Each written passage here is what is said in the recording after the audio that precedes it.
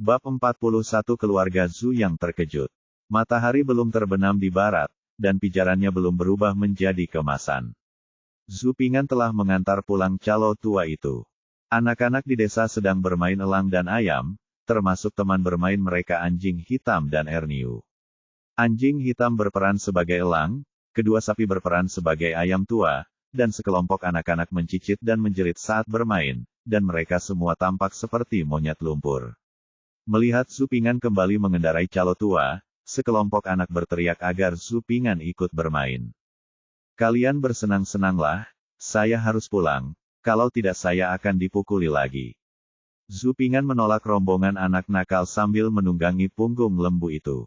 Xiao Zi pengecut, hahaha. Ibuku memecahkan sapu, dan aku bahkan tidak berkedip. Xiao Zi pengecut, hahaha. Sekelompok beruang anak itu tertawa cukup bangga dan terus berguling-guling di tanah. Zhu Ping'an memandangi sekelompok anak nakal yang tidak tahu dari mana datangnya rasa bangga itu.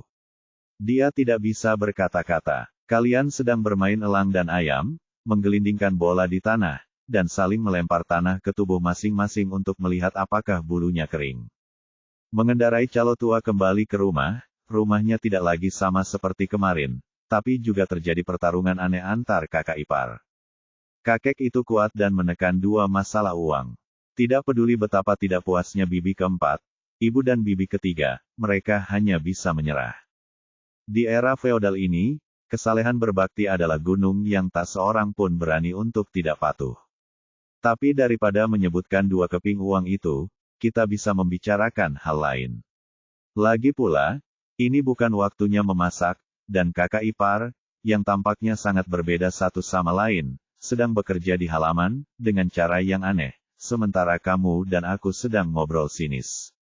Hei, kamu tidak tahu. Aku pergi menyekolahkan Juner hari ini. Guru Sun juga berkata bahwa anakku memiliki kebijaksanaan. Aku percaya pada Guru Sun. Guru yang tegas menghasilkan murid yang baik. Semakin ketat Guru Sun pada Jun, aku semakin bahagia aku. Bibi tertua dengan bangga memuji putranya sambil memetik sayuran, dengan ekspresi cerah di alisnya. Setiap kali dia berbicara tentang Juner pergi ke sekolah, bibi tertuanya selalu bersemangat, tetapi saat ini, ibunya, Nyonya Chen, selalu sangat kecewa dan sedikit kesal. Aku masih belum tahu dari mana Juner mendapatkan uang untuk pendidikan sekolah dasar. Kata Ibu Chen dengan rasa masam yang kuat. Bibi tertua terlihat sedikit khawatir, namun dia masih bisa berkata, bukannya kamu tidak melihatnya, itu adalah uang yang dikirim oleh keluarga ibuku. Kakak ipar, kami melihatnya, tapi aku juga melihatmu mengambil 2 koin dari rumah ibuku. Bibi keempat mengangkat kepalanya dan terdengar aneh seperti seorang wanita muda dari Republik Tiongkok. Kakak ipar itu berbincang lama sekali, dan setelah berputar-putar, akhirnya mereka sampai pada topik 2 keping uang bangun dan terbatuk. Kemudian, kakak iparnya kembali meninggal. Setelah hening beberapa saat, bibi tertua memperkirakan sudah waktunya memasak, dan kemudian dia mulai berbicara dengan keras lagi. Saudaraku, aku capek sekolah. Aku bangun pagi dan pulang larut malam. Aku menyesal membiarkan Juner bersekolah. Lebih baik menggembalakan sapi seperti babi. Nanti, aku harus membuat sesuatu yang enak untuk diberi makan. Juner, dan tentu saja babi juga makan bersama. Menggembala ternak juga sangat melelahkan. Bibi tertua memandangnya seperti perempuan, dan dia berkata dia menyesalinya dengan jelas, tetapi semua orang bisa mendengar kesombongan yang tertua. Bibi, itu sudah jelas. Anak saya belajar dengan baik dan lulus ujian, tetapi anak Anda hanyalah seorang penggembala sapi. Ibuku, Nyonya Chen, sudah tidak bahagia. Sekarang dia diprovokasi oleh bibi tertuanya, amarahnya hampir meledak. Ketika Zhu Ping'an mendengar ini di luar pintu, dia segera menamparkan pantat sapi itu dan bergegas masuk ke dalam rumah, menyela keributan di dalam rumah. Bu, cepat jahitkan tas sekolah untukku. Aku akan menggunakannya besok, teriak Zhu Ping'an begitu dia memasuki pintu. Kata-kata Zhu Ping'an membuat bibi yang sombong itu semakin bangga. Dia tertawa terbahak-bahak. Melihat Zhu Ping'an yang menunggangi calo tua itu, bibinya langsung tertawa. Mengapa kamu membutuhkan tas sekolah? Petik 2. Ini adalah penghinaan Hong Guoguo. Bibi keempat juga tertawa. Meskipun dia dan Chen berada di pihak yang sama mengenai 2 keping uang, selain masalah ini, mereka tidak berada di pihak yang sama. Ketika Nyonya Chen mendengar ini, wajahnya tiba-tiba terkulai. Apa maksudmu? Kamu meremehkan anakku. Suamimu sedang belajar dan mempersiapkan ujian, bukankah itu semua uang yang diperoleh suamiku dari kerja keras? Anak saya sedang belajar, dan saya lebih tua. Anak saya bertani, anak bungsu saya sudah menggembalakan ternak, dan Anda masih melontarkan komentar sinis. Melihat ini, Zhu Ping'an buru-buru mengucapkan cerita panjang dan paragraf singkat. Tanah tempat saya menggembalakan ternak berada di atas rumput di depan sekolah swasta. Saya pergi mendengarkan kelas di luar sekolah dan meminta ayah saya membuatkan saya kuas tulis. Tidak, ini dia, mengangkat kuas tulis sederhana di tangannya. Kata-kata Zhu Ping'an tiba-tiba menarik perhatian keluarganya. Nyonya Chen memandangi kuas kasar dan papan kayu kasar di tangan Zhu Ping'an, merasa sangat tertekan hingga dia ingin menangis. Guru melihat saya menguping kelas hari ini. Zhu Ping'an melanjutkan. Apakah Tuan memarahimu? Bibi keempat sama bersemangatnya dengan mendengarkan drama. Setelah menikah, Bibi keempat belum juga hamil menantu, apalagi kakak ipar kedua yang melahirkan 2 anak laki-laki. Bibi keempat benar-benar terlihat seperti burung gagak, tetapi ini adalah burung gagak yang sangat aneh, dan apa yang dia katakan adalah kebalikan dari kenyataan. Misalnya dulu orang selalu menertawakan orang yang mengatakan bahwa bunga yang dipetik Zhu Ping tidak menghasilkan uang, tetapi menghasilkan uang. Ada banyak hal serupa, dan kejadian ini juga bisa dihitung. Guru memuji saya atas tulisan tangan saya yang bagus, dan berkata bahwa saya bisa menulis lebih baik daripada anak-anak di sekolah. Guru meminta saya pergi ke sekolah besok untuk belajar, kata Zhu Ping'an dengan nada gembira yang unik seperti seorang anak kecil. Ah, bibi tertua dan bibi keempat merasa seolah-olah mereka telah menelan lalat. Ekspresi mengejek di wajah mereka digantikan oleh ekspresi terkejut sebelum mereka dapat menariknya kembali. Kemudian, bibi tertua dan bibi keempat berbarengan, Meng Sue, keluargaku tidak punya uang. Nenek, yang sudah lama terdiam, pun angkat bicara, takut ibunya, Nyonya Chen, mungkin tertarik, dalam meminta Zhu Ping'an untuk belajar, anak kedua ibu saya. Nyonya Chen, bahkan merasa bahwa nenek Zhu Ping'an memihak dan tidak akan ragu untuk memberikan beberapa dolar kepada putra sulungnya, tetapi dia tidak akan menyerahkan uang tersebut untuk mendidik anak saya, putra. Tak ingin keluarganya dipermalukan dengan masalah ini, Zhu Ping'an terus angkat bicara. Guru berkata secara spesifik, izinkan saya memberitahu Anda, dia tidak akan menerima saya sebagai murid. Guru berkata dia akan menerima saya sebagai tutor secara gratis. Petik 2. Masih tidak mengisi daya. Ekspresi wajah bibi tertua sangat indah, dan bibi keempat bahkan lebih iri dan cemburu. Ekspresi wajah sang ibu, Nyonya Chen, hampir meniru ekspresi kebanggaan bibi tertuanya yang memuji Zhu Pingjun di awal, anakku hebat, kira-kira seperti itu. Bibi ketiga masih bahagia dari lubuk hatinya. Awalnya dia menyukai CR, keponakan kecil yang berperilaku baik dan bijaksana yang tahu bagaimana mencintai adiknya. Bu, apa yang kamu lakukan berdiri di sini? Cepat jahit tas sekolahku untukku. Aku akan pergi ke sekolah dasar besok. Zhu Ping'an turun dari punggung sapi dan mendesak. Oke, saya mengerti. Anak nakal Anda menghasut saya untuk melakukan ini. Chen mengutuk Zhu Ping'an, tetapi dia tidak bisa menyembunyikan kegembiraan di wajahnya. Nyonya Chen bangkit dan pergi ke kamarnya untuk segera membuatkan tas sekolah untuk Zhu Ping'an. Ketika dia bangun, dia dengan sengaja melirik ke arah bibi tertuanya dan bertanya kepada neneknya dengan suara keras, Bu, saya tidak mau menerima, merpati lagi. Saya harus bisa pergi ke Meng Sue. Petik 2. Bab 42 Persiapan Magang. Ibu Chen, seperti seorang jenderal yang kembali setelah kemenangan, kembali ke kamar dengan segar dan bersemangat, dan bergegas membuatkan tas sekolah untuk Zhu Ping'an. Ketika dia memasuki kamar, dia dengan sengaja mengatakan sesuatu kepada bibi tertua dan bibi keempatnya. Setelah Zhu Pinggan mengikat calo tua itu di kandang sapi, dia segera mengikuti Tuan Chen ke dalam kamar. Di luar sayap timur, bibi keempat dan bibi tertua melontarkan komentar sinis karena tidak percaya. Tidak ada orang yang tidak mau belajar dan berlatih. Pasti babi yang mau belajar darinya. Tentunya mereka semua mengatakan anggur asam jika tidak bisa memakannya. Mereka berharap orang lain juga tidak mendapatkannya, sehingga mereka bisa memiliki keseimbangan psikologis.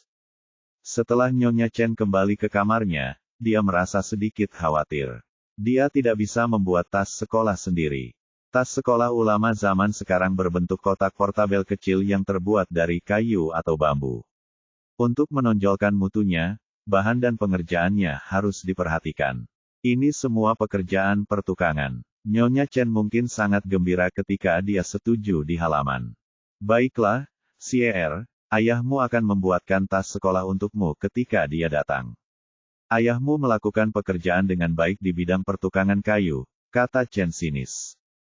Zhu Pinggan memutar matanya mendengar hal ini. Ia telah membawa tas sekolah selama lebih dari 10 tahun di zaman modern dan sudah lama terbiasa menggunakan tas kain. Jadi, Zhu Pinggan mengulurkan tangannya untuk memberi isyarat dan berkata, yang kayu itu terlalu berat. Saya ingin terbuat dari kain apapun bisa. Gunakan saja kain datar dan menjahitnya. Selama bisa menampung barang, jahit tali di kedua sisinya sehingga saya bisa menggantungkannya di leher saya. Petik 2. Nona Chen juga orang yang pandai menjahit, jadi dia mengerti setelah isyarat Zhu Pinggan. Kamu bocah nakal seperti kamu tahu cara memerintahku. Nyonya Chen mengumpat, tetapi dengan senyuman di wajahnya, dia mengeluarkan selembar kain dari lemari, menggerakkan guntingnya, dan menggunakan jarum untuk memasang benang. Tak lama kemudian, tas sekolah pun terbentuk di tangan Chen. Bentuk tas sekolah ini hampir sama dengan tas sekolah modern tahun 1980-an dan 1990-an, namun terdapat beberapa perbedaan. Tas sekolahnya tidak besar, jadi Zhu Pinggan mencoba menggantungnya secara diagonal di pundaknya dengan pas. Panjang dan lebar tas sekolahnya pas, jadi tidak terlihat terlalu besar, tapi tempatnya pas, cukup untuk Zhu Pinggan untuk menaruh buku, pulpen, tinta, kertas dan batu tinta di dalamnya nanti. Terima kasih Ibu, kata Zhu Pinggan dengan penuh emosi sambil membawa tas sekolahnya dan melihat ibu jari yang tidak sengaja tertusuk Chen saat bergegas bekerja. Nyonya Chen berkata dengan marah, jangan marah, saya akan melakukannya. Setelah beberapa saat, anggota keluarga Zhu kembali satu demi satu. Pertama, kakek saya memasuki pintu dengan tangan di belakang punggung, masih memegang batang tembakau di tangannya. Ketika neneknya memberitahu dia bahwa Zhu Pinggan dipilih oleh gurunya untuk belajar gratis, kakeknya tampak seperti dia mabuk dan sangat gembira. Wajah lelaki tua itu memerah dan dia mengucapkan 3 kata baik berturut-turut. Bagus, bagus, bagus, bagus. Diikuti dari dekat adalah paman keempat, yang terhuyung-huyung karena mencium bau alkohol. Hal pertama yang dia katakan setelah memasuki pintu adalah, saya sedang minum dengan teman-teman di luar, jadi Anda tidak perlu menelepon saya untuk makan malam berkata, dia terhuyung-huyung ke dalam kamar dan menabrak pintu. Sekilas Anda bisa tahu bahwa dia minum terlalu banyak. Dia bermain-main di luar lagi. Meskipun bibi keempat marah, dia buru-buru mengikuti dan mendukungnya. Dia mengambil kesempatan untuk mencubit paman keempat dengan keras beberapa kali untuk melampiaskan amarahnya. Melihat ini, kakek saya sangat marah sehingga dia ingin naik dan menendangnya, dan mengutuk, kamu tidak berguna. Petik 2. Nenek menolak, dan menarik kakeknya untuk mencegahnya menendang si bungsu, dan berbicara untuk paman keempat, wah, kawan, siapa yang tidak? Bersosialisasi di luar juga menunjukkan bahwa kami, yang keempat, punya banyak teman baik. Tidak masalah jika kamu memiliki banyak teman, mereka hanyalah sekelompok teman yang buruk, jadi kamu hanya tahu bagaimana memanjakan mereka. Kakek sangat marah, hingga dia memarahi nenekku. Pastor Zhu Shouyi dan kakak laki-laki tertua Zhu Pingchuan adalah orang terakhir yang tiba, keduanya membawa ransel. Ah, kakak kedua telah datang ke gunung. Bibi keempat yang seharusnya menunggu paman keempat di rumah bergegas keluar sambil melolong seolah-olah dia mencium bau serigala berdarah sayap timur. Wajah Chen menjadi gelap. Ada cukup banyak barang di keranjang Pastor Zhu di punggungnya, termasuk 2 ekor kelinci hidup, seekor burung pegar, dan banyak rebung dan jamur gunung melihat bau daging lagi. Ada juga banyak barang di keranjang Zhu Pingchuan, tetapi semuanya adalah bunga liar. Hal ini membuat bibi keempat sedikit tidak senang. Mengapa Dacuan juga tertular babi? Saya menginginkannya. Zhu Ping'an keluar dengan kaki pendek dan menghilangkan keraguan bibi keempat. Nenek dan bibi keempat tidak tertarik dengan bunga liar. Mereka menyimpan semua barang lainnya seperti terakhir kali dan melemparkan sekeranjang bunga liar ke samping Zhu Ping'an. Zhu Ping'an mengelilingi keranjang penuh bunga liar, tersenyum seperti orang bodoh. Bibi tertua mengeluh di samping, beberapa bunga liar ternyata konyol sekali. Dia cuek, bagaimana dia bisa dibandingkan dengan anak-anak kami yang tampan. Ketika ayah dan kakak laki-laki tertua Zhu mendengar bahwa Zhu Ping'an telah dipilih oleh Sun Lao Xiucai untuk belajar secara gratis, mereka sangat gembira. Ayah Zhu bahkan lebih senang lagi meraih Zhu Ping'an dan menerbangkannya ke udara beberapa kali, hampir membuat Zhu Ping'an muntah. Bu, guru bilang ini gratis, tapi kita tidak bisa pergi begitu saja. Saya pikir, mengapa saya tidak memberikan burung pegar ini dan beberapa jamur serta hewan liar yang dipetik dari pegunungan kepada sarjana lama saya Sun untuk dicoba besok. Zhu Shouyi meletakkannya. Setelah Zhu aman, dia mendiskusikannya dengan neneknya. Nenek tampak tidak mau. Sebelum dia sempat mengatakan penolakannya, kakek berbicara. Benar. Kakak kedua benar, jamur liar dan hewan liar ini bernilai beberapa dolar, jadi bawalah bersamamu. Kakek mengangguk berulang kali. Mengapa menggunakan begitu banyak? Nenek tidak senang. Apa yang kamu ketahui tentang seorang wanita? Kakek menyela dengan wajah gelap, dengarkan aku, bawalah semuanya saat kamu pergi besok. Makan malam tentu saja harmonis dan merasa sedikit mabuk. Alangkah baiknya jika kain ini bisa digunakan untuk membuat baju baru bagi Syia. Ini semua salahmu karena menghabiskan begitu banyak uang sehingga tidak bisa mengeluarkan cukup uang. Chen memandangi kain katun merah muda dengan latar belakang putih di samping tempat tidur dan mulai mengeluh tentang ayah Zhu. Pastor Zhu secara alami mengatakan ia berulang kali, dengan wajah gelap penuh senyuman. Di luar jendela, kakak laki-laki Dacuan sedang membantu Zhu Ping'an mengambil air untuk mandi. Dia akan belajar sebagai guru besok, jadi dia harus mandi dengan baik. Pada zaman dahulu, sebelum melakukan kurban atau acara besar, seseorang harus mandi, berganti pakaian, hidup sendiri, dan menahan diri dari nafsu seksual untuk menunjukkan keikhlasan dan rasa hormat. Menjadi murid tidak perlu ribet, namun mandi dan mandi tidak bisa diabaikan begitu saja.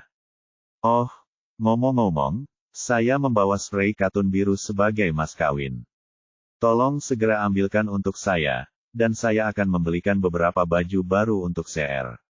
Ayah Zhu, tiba-tiba teringat hal itu dan segera mendesaknya dengan senyum cerah. Pastor Zhu memeriksa kotak untuk mencari spray. Itu mas kawinmu, kata Pastor Zhu patuh.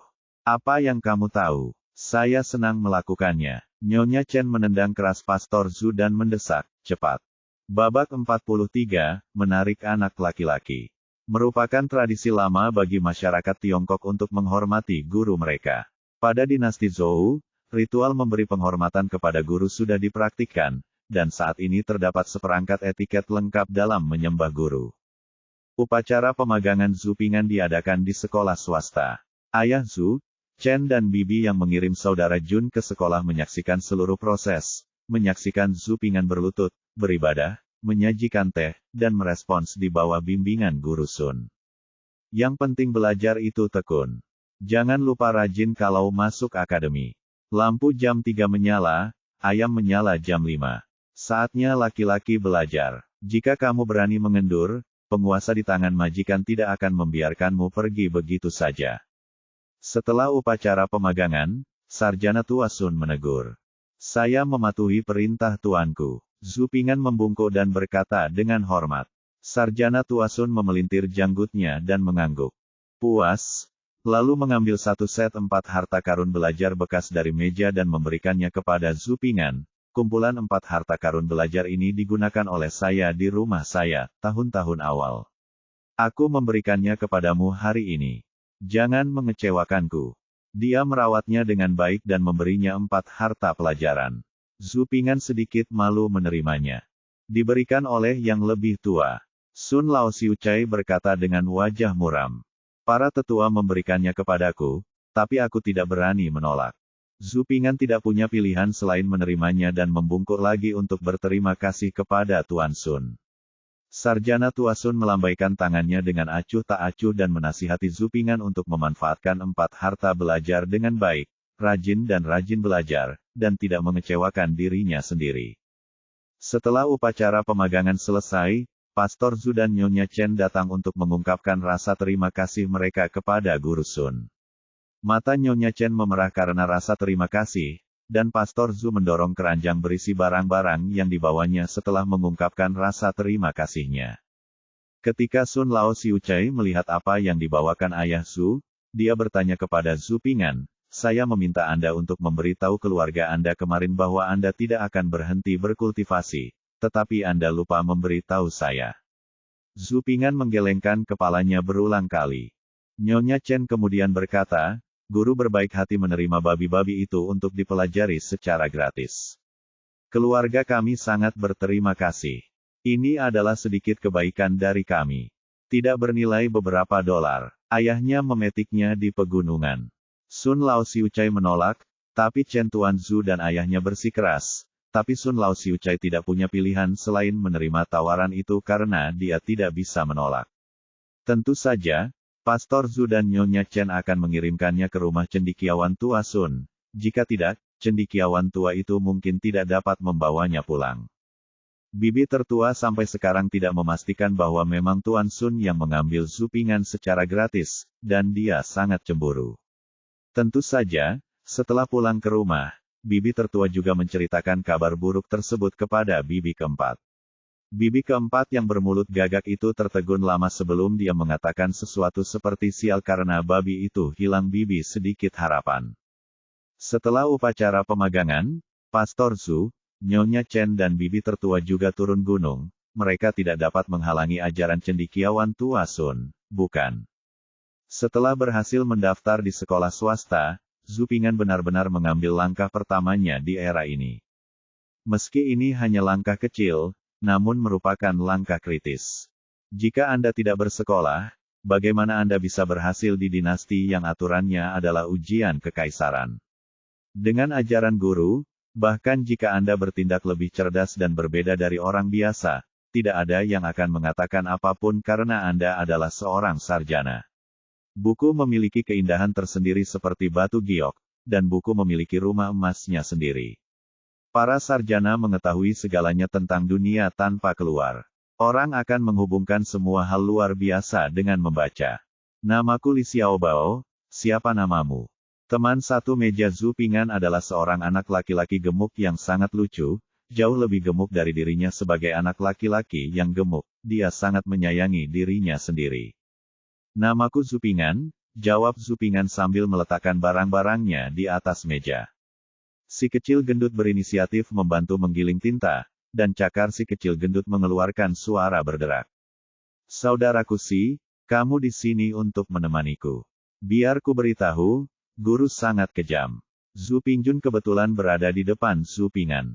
Dia menoleh untuk mengeluh kepada Zhu Ping'an. Gumpalan lendir keluar dari lubang hidungnya. Lalu sang guru dengan paksa menyedotnya lagi. Di kelas, guru mengajarkan 3 karakter klasik, dan kemudian 1000 karakter klasik. Sebagian besar anak-anak di kelas pada dasarnya linglung, mengatakan bahwa mereka telah belajar terlalu banyak dan tidak dapat mengingatnya. Namun masalah ini sama sekali bukan masalah bagi Zhu Ping'an. Dia mengetahui sebagian besar aksara tradisional Tiongkok. Itu hanya masalah kebiasaan menulis dan latihan kaligrafi. Setelah guru menyelesaikan ceramahnya, dia memimpin anak-anak melafalkan kata-kata itu dengan kepala gemetar, seperti yang dilakukan orang Romawi di pedesaan. Zhu Ping'an juga mengikuti anak-anak dan melafalkan kata-kata itu dengan kepala dan kepala bahwa mereka sangat pusing. Saya benar-benar tidak tahu bagaimana anak-anak ini melakukannya. Guru Sun sangat prihatin dengan Zhu Ping'an, seorang sarjana yang kurang mahir. Setelah membaca beberapa saat, dia memanggil Zhu Ping'an untuk membaca. Meskipun membaca, bukan membaca, karena Zhu Ping'an tidak memiliki buku pelajaran, dan kontrol kelas guru sangat ketat, Zhu Pingjun dan bocah lelaki gendut Li Xiaobao tidak berani memberikan buku pelajaran mereka kepada Zhu Ping'an, jadi sebagian besar anak-anak mengira Zhu Ping'an akan dipukuli. Namun, yang membuat mereka kecewa, setelah Zhu Ping'an berdiri, dia berbicara dengan jelas dan melafalkan sutra 3 karakter dan 1000 karakter klasik dari awal hingga inti pelajaran ini. Baru setelah absensi dilakukan, Tuan Sun menyadari bahwa Zhu Ping'an tidak memiliki buku pelajaran. Ketika dia hendak meminta teman satu meja Zhu Ping'an untuk meminjamkan buku pelajarannya kepada Zhu Ping'an untuk sementara, Zhu Ping'an sudah berdiri untuk membaca. Hal ini mengejutkan cendekiawan Tua Sun, yang samar-samar merasa bahwa putra ini akan menjadi luar biasa di masa depan, dan dia menjadi lebih memperhatikan pendidikan Zhu Ping'an. Sekolah swasta adalah masyarakat kecil. Selepas kelas, sang guru pergi ke pondok jerami di belakang sekolah swasta untuk beristirahat. Sekolah segera berubah menjadi sepanci bubur satu sama lain dan bermain satu sama lain. Orang-orang memiliki 3 kebutuhan mendesak. Zhu Ping'an merasakan sedikit sakit di perut bagian bawah setelah kelas, jadi dia pergi ke toilet sekolah swasta. Toilet itu sebenarnya adalah tempat kecil berpagar di sudut terpencil dengan hanya 1 lubang. Sumber daya terbatas, dan jika ada lebih banyak orang, Anda harus mengantri. Ketika Zhu Ping'an lewat, sudah ada 1 orang yang mengantri. Saat giliran Zhu Ping'an tiba, Zhu Ping'an baru saja hendak masuk ketika seorang anak laki-laki berpakaian bagus berusia sekitar 8 tahun muncul dari belakang. Sepertinya dia punya uang. Biarkan aku pergi dulu, aku sedang terburu-buru. Anak kecil itu sangat memaksa dan sombong, dan langsung mengulurkan tangan untuk menarik pakaian Zhu Ping'an. Zhu Ping'an menoleh dan menjawab dengan tenang, "Kamu bukan omong kosongku, bagaimana kamu tahu ini tidak terburu-buru?" "Kamu, tunggu." Anak kecil yang menarik itu sepertinya belum pernah menghadapi situasi serupa, wajahnya menoleh merah. Dia meninggalkan sepatah kata pun dan pergi dengan marah. Zhu Ping'an sama sekali tidak menganggap serius perkataan bocah nakal ini. Dia membuka pintu kayu toilet, masuk, dan menyelesaikan peristiwa besar dalam hidupnya dengan nyaman. "Baiklah, ayo kita cuci tangan di tepi sungai dan lihat apakah loli kecil Li Su yang licik itu ada di sini. Kemarin aku berjanji akan menceritakan sebuah kisah padanya." Waktu istirahatnya agak lama, hampir 1 jam, karena hanya ada 2 kelas dari sekitar jam 9 pagi sampai sekitar jam 4 sore. Sehingga waktu istirahatnya sedikit lebih lama. Siswa bisa makan sesuatu dan bermain serta istirahat. Dengan cara ini, kelas kedua tidak akan lesu. Babak 44, Pembantu Huaer. Zhu Ping'an berjalan keluar dari hutan bambu dan kebetulan melihat Lolita kecil yang licik menunggangi kuda merah kecilnya untuk berjalan-jalan dengan gembira menuruni lereng bukit. Pelayan kecil yang mengikuti di belakangnya sedang mengangkat roknya dan berlari sepanjang jalan, memanggil wanita untuk memperlambat. Ada beberapa pelayan di Lolita kecil yang licik. Pelayan ini jelas bukan pelayan yang terakhir kali, dan pakaiannya lebih bagus dari pelayan yang terakhir kali. Pelayan kecil ini tampaknya berusia sekitar 8 tahun, hanya lebih tua dari dirinya berumur 3 tahun, dengan sanggul. Gadis muda seperti itu keluar untuk melayani orang lain, itu benar-benar masyarakat tua yang jahat. Mata tajam loli kecil berperut gelap itu melihat Zhu Ping'an berjalan menuruni lereng bukit, matanya yang besar bersinar terang, dia mencubit perut kuda itu dengan betisnya, dan kuda merah kecil itu melebarkan kukunya dan berlari menuju Zhu Ping'an. "Zhu Ping'an, kupikir kamu, seorang idiot, tidak bisa melarikan diri setelah dipukuli oleh tuannya." Loli kecil yang licik itu mengenakan kostum berkuda, merendahkan, dan agak heroik. "Apa gunanya terlihat bagus? Mulutnya masih tidak menarik," keluh Zhu Ping'an. "Nona, pelan-pelan, tunggu aku." Seorang Lolita yang terengah-engah dengan kepala sanggul berlari dari belakang, wajahnya yang bulat memerah, dan dia mencibir mulutnya dan berbicara seperti gadis centil. "Lolita, Kecil yang licik itu menoleh dan memperlihatkan gigi harimau kecilnya dan mengancam pelayan kecil itu, Huaer, jika kamu terus bertele-tele, percaya atau tidak, aku akan menjualmu kepada Ibu Hua. Sangat ketakutan sehingga dia menundukkan kepalanya dan mengikutinya. Seperti burung puyuh kecil, dia berbisik dengan sedih, 7 kecil, saudari.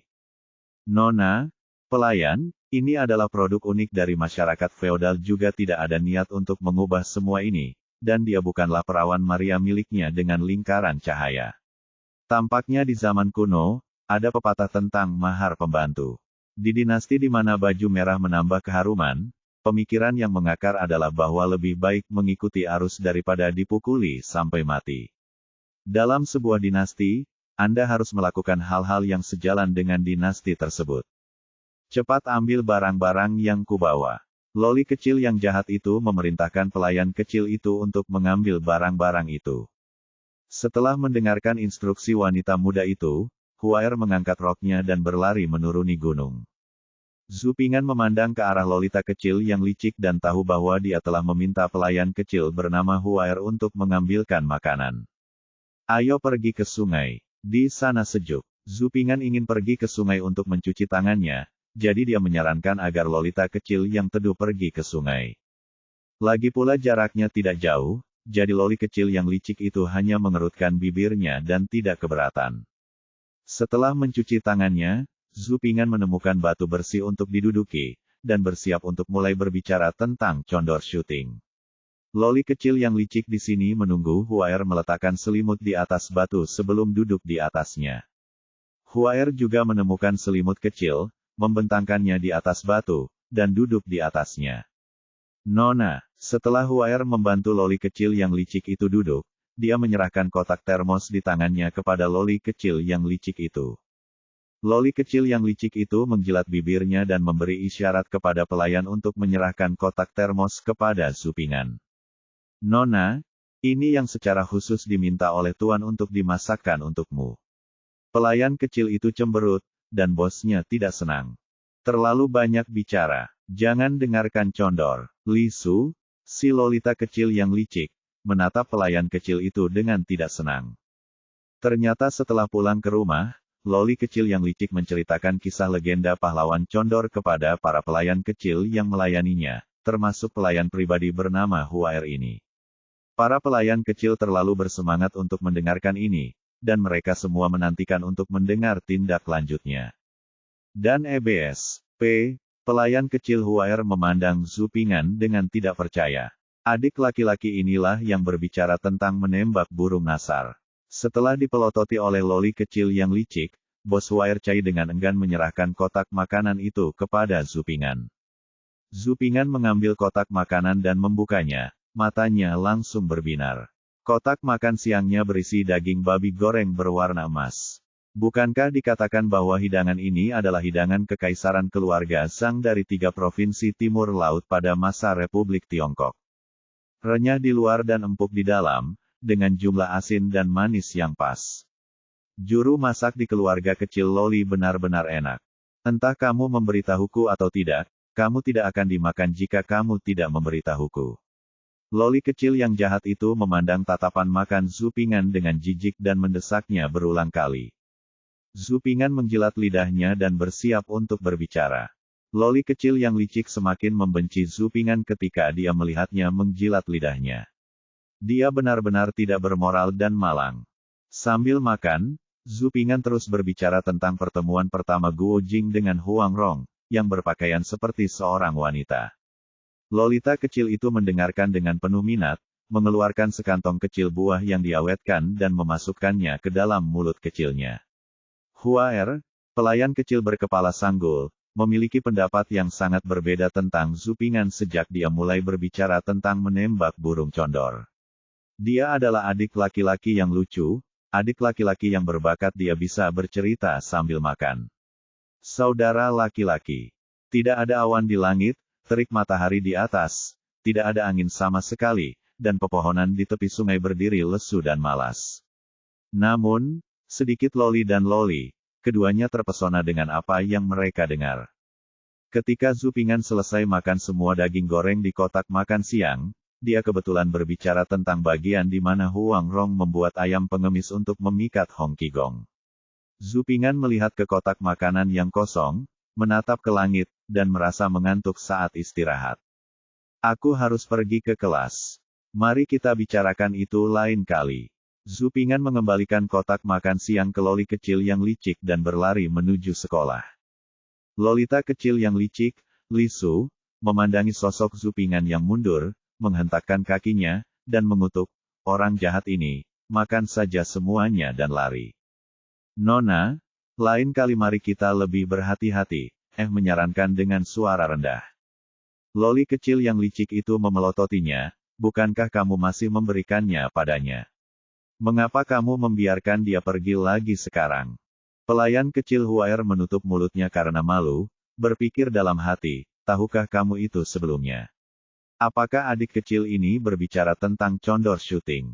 Jika saya tahu lebih awal, saya akan meminta dapur untuk menambahkan lebih banyak makanan hari ini. Ketika Zhu Ping'an berlari jauh ke sekolah swasta, sang guru kebetulan sedang berjalan dari pondok jerami ke sekolah. Dia hampir memasuki kelas saat bel berbunyi. Posisi Zhu Ping'an berada di belakang, ketika melewati anak penarik dari depan, anak penarik itu melirik ke arah Zhu Ping'an sekali lagi. Hei, apakah kamu menyinggung perasaannya? Dia menyimpan dendam. Kamu harus berhati-hati. Li Xiaobao, anak laki-laki gemuk di meja yang sama, mendorong lengan Zhu Ping'an dengan tangan kecilnya dan bertanya pada anak laki-laki yang menariknya. Oh, dia ingin mengantri ketika dia pergi ke toilet, tapi aku tidak mengizinkannya, kata Zhu Ping'an tidak setuju. Kalau begitu kamu harus berhati-hati. Aku melihatnya menatapmu beberapa kali. Dia sama sepertiku, dia picik. Oh, kamu belum mengenalnya. Dia adalah Wei Chen, dan ayahnya adalah orang kaya di Wei Jia desa. Tapi kamu berhati-hati, kata Li Xiaobao dengan suara rendah. Saya tidak tahu bahwa pria kecil gendut ini cukup naif, tetapi dia masih sangat berterima kasih. Zhu Ping'an mengungkapkan rasa terima kasihnya kepada pria kecil gendut itu atas pengingatnya dan mengangguk dan berkata bahwa dia akan berhati-hati. Bab 45 Saya akan membiarkan Anda melewati level ini. Zhu Ping'an tidak mengingat pengingat pria kecil gendut itu. Itu hanya perselisihan kecil antara anak-anak, tapi dia tidak menyangka sesuatu akan benar-benar terjadi. Sepulang sekolah, Zhu Ping'an dan Zhu Pingjun pulang bersama dengan tas sekolah di punggung mereka. Zhu Pingjun mengendus dan memberitahu Zhu Ping'an betapa buruknya guru itu, betapa buruknya dia, dan betapa dia harus berdiri di atas telapak tangannya, hukuman. Dalam kata-kata Zhu Pingjun, tuannya adalah dia hanyalah iblis besar yang melakukan segala jenis kejahatan, dan Zhu Pingjun hanyalah malaikat kecil malang yang menanggung penghinaan. Tidak lama setelah mereka berdua melintasi jembatan dan berjalan menuju jalan setapak desa Siahe, kawasan ini dipenuhi dengan ladang, dan orang-orang yang bekerja di ladang semuanya sudah pulang, dan semuanya sunyi. Mereka berdua baru berjalan beberapa langkah ketika 5 anak nakal bergegas keluar, dipimpin oleh Wei Chen yang hendak mengantri untuk ke toilet. Pada pandangan pertama, sepertinya dia sedang membalas dendam dan membalas. Wei Chen memimpin 5 anak nakal dan mengepung Zhu Ping'an dan Zhu Pingjun. Wei Chen berkata dengan marah, kalian semua harus jujur padaku, mari kita beri pelajaran pada Zhu Ping'an, Zhu Pingjun, jujurlah, minggir saja, atau aku akan memberimu pelajaran. Jika kamu ingin mengalahkan saudaraku, kamu harus melewatiku dulu, Zhu Pingjun mendengus. Zhu Ping'an langsung tergerak. Sial, aku tidak menyangka kakak Jun sangat tidak bisa diandalkan, malas makan, memanfaatkan rumah, tidak pandai menjaga kebersihan, pilek. Tapi saat ini, dia masih diam, cukup murah hati. Zhu Pingjun berteriak, mengambil sepotong besar tanah dari tanah, menghancurkannya menjadi beberapa bagian dengan kepalan tangannya, dan meniup tanah di tangannya. Postur itu membuat beberapa anak nakal saling berpandangan kaget. Kemudian, dia kembali meraung, berlari ke sebuah pohon kecil, dan menendang pohon tersebut hingga bergetar. Kemudian dia menemukan sebatang tongkat dari tanah, berteriak aneh, dan melakukan serangkaian trik tongkat ajaib yang gila. Kelihatannya mengagumkan, dan dia bahkan melemparkan 2 tongkat ke tanah dan mengeluarkan suara berderak.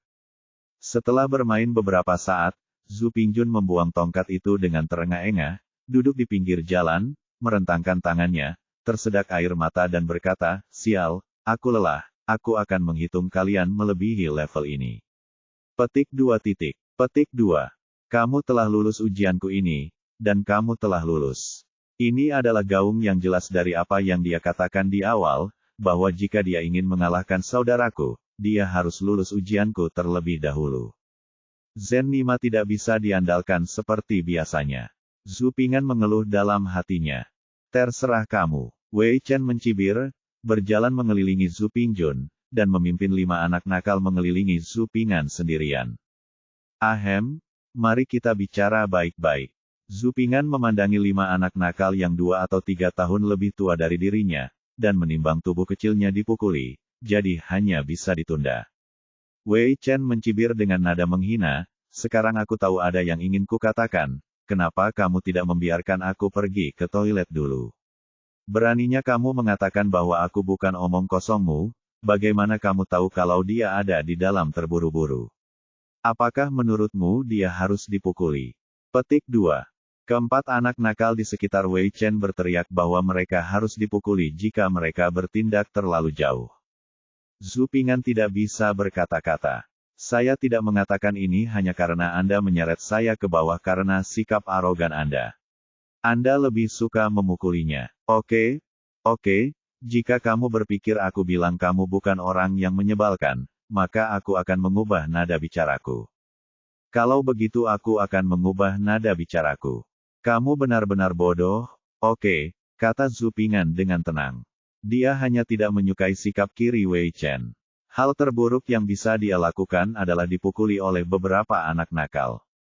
Seberapa serius suatu makanan? Jika itu menyangkut beberapa pria besar, saya akan menyerah. Pria yang baik tidak akan langsung menderita kerugian, tetapi dia tidak perlu menundukkan kepalanya kepada beberapa anak nakal. Wei Chen, yang merasa sangat bangga, merasa tidak nyaman seperti memakan lalat ketika mendengar ini. Semua orang telah mengikutinya sejak kecil, dan tidak ada yang berani melawannya seperti ini. "Kamu cukup pandai berbicara." Wei Chen berwajah gelap dan sangat marah. "Aku akan memukulmu sampai kamu menangisi ayah dan ibumu, lihat apakah kamu masih bisa berbicara." Berbicara tetapi tidak menggunakan tangannya. Zhu Ping'an menyilangkan tangannya dan berkata dengan nada menghina, "Saya seorang pria sejati, tentu saja saya dapat berbicara. Tidak seperti beberapa penjahat, yang akan mengambil tindakan." Zhu Ping'an ingin mentransfer duel kekuatan yang tidak adil ini dengan kekuatannya sendiri. Ketika sampai pada duel verbal, jika mereka bertarung, mereka berlima tidak akan cukup untuk mengalahkan salah satu dari mereka, 5 dari mereka tidak akan menjadi tandingannya. Anak-anak dapat menahan kegembiraan seperti ini. Mereka berada pada saat mereka berpikir bahwa mereka adalah yang paling hebat di dunia kecuali tuannya penjahat. Lupakan saja, itu kutukan, bukan aku. Siapa yang kamu sebut penjahat? Saya juga seorang pria terhormat, dan kita semua adalah pria terhormat, kata Wei Chen keras dengan wajah merah, dan 4 anak nakal di belakangnya juga berteriak bahwa mereka adalah pria terhormat. Seorang pria sejati harus bisa berbicara, kata Zhu Ping'an ringan. Kita semua bisa mengatakannya, teriak kelima anak nakal itu dengan semangat. Baiklah, izinkan saya mengatakan sesuatu. Selama Anda bisa mengulanginya, meskipun Anda bisa mengatakannya, meskipun Anda seorang pria sejati, jika Anda mengalahkan saya akan menurutinya. Jika tidak, Anda juga dapat mengalahkan saya, tetapi Anda adalah mengakui bahwa kamu masih kecil. Aku di sini. Zhu Ping'an terus membuat sang jenderal bersemangat. Bukankah hanya jika kamu mengucapkan sepatah kata pun, kami akan mengikutinya? Siapa yang tidak bisa? Katakan saja dengan cepat. Kami masih ingin menghajarmu. Wei Chen tidak menyembunyikan tujuannya sama sekali, sambil menepuk-nepuknya dada dan mendesak Zhu Ping'an untuk berbicara dengan cepat. Benar, anak bodoh ini sedang mencari pemukulan. Guru mengajari kita sesuatu, dan kita bisa mengatakannya tanpa membaca buku. Beberapa anak nakal memandang Zhu Ping'an dengan ekspresi puas di wajah mereka. Pupuk abu hitam menghitam, abu hitam akan menguap, pupuk abu hitam, pupuk abu hitam akan menguap, pupuk abu-abu hitam akan menguap. Zhu Ping'an membuka mulutnya dan berkata bahwa dia tidak pernah menyangka yang paling populer di dalamnya. Saya mengucapkan twister lidah dengan pengucapan yang jelas, pengucapan yang benar, dan kecepatan bicara yang halus dan runtut. Wei Chen dan beberapa anak nakal tertegun selama 2 detik, lalu berkata dengan sangat sedih. Lain kali, tunggu saja. Sayangnya apa yang saya katakan benar, anak-anak nakal ini begitu polos dan imut. Tak heran jika ada yang mengatakan bahwa setiap anak adalah bidadari yang dijatuhkan dari langit, bahkan anak yang nakal sekalipun. Zhu Ping'an memandangi beberapa anak nakal yang meninggalkan kata-kata kasar dan pergi dalam kemarahan, dan menghela nafas dalam hatinya.